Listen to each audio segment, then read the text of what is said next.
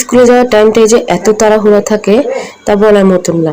তো আমি আগেই সকালবেলা উঠে আগে রান্না বান্না সেরে আগে রেডি হয়ে নিয়েছি, তারপরে মেয়েকে তো ড্রেস ট্রেস পরিয়ে পড়তে বসিয়ে দিয়েছি। আর আমি এখন ভাত মাখিয়ে দুজনকে খাইয়ে দেবো।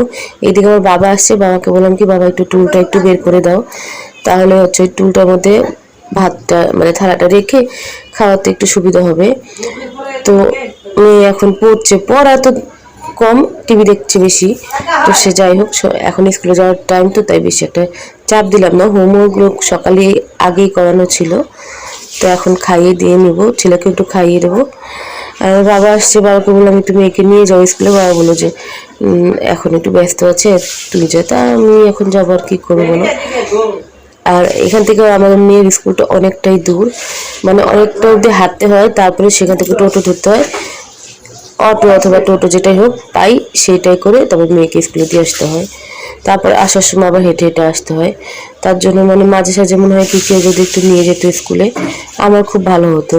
তো রান্না করেছিলাম হচ্ছে কালকের চিকেন রান্না করা ছিল, আর আমি একটু গরম গরম ভাত করে নিয়েছি, তাই দিয়ে একটু খাইয়ে নেবো। তো মেয়েকে পড়তে বসলে আর খাওয়ার দিকে ধ্যান থাকে না, বারবার ডাকতে হচ্ছে। আর মেয়ের জন্য নাস্তা করেছি হচ্ছে চাউমিন, মেয়েকে নিয়ে এই চাউমিনটা করে রেখেছি, আলু ছাড়া করেছি কারণ টিফিনে দিয়ে দেবো, তো ডিম দিলে পারে যদি আবার অন্যরকম হয় অনেকক্ষণ অবধি টিফিন খাইতে আটকা থাকবে, এর জন্য শুধু আলু দিয়েই চাউমিনটা করে দিয়েছি। আর তারপরে আমি আর ভিডিও দিতে পাইনি, রাত্রেবেলা মেয়েকে এখন আমি পড়াতে বসছি, এখন বাজে প্রায় সন্ধ্যা 7টা।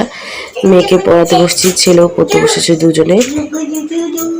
আর আমি বসে বসে দেখছি কি লিখছে।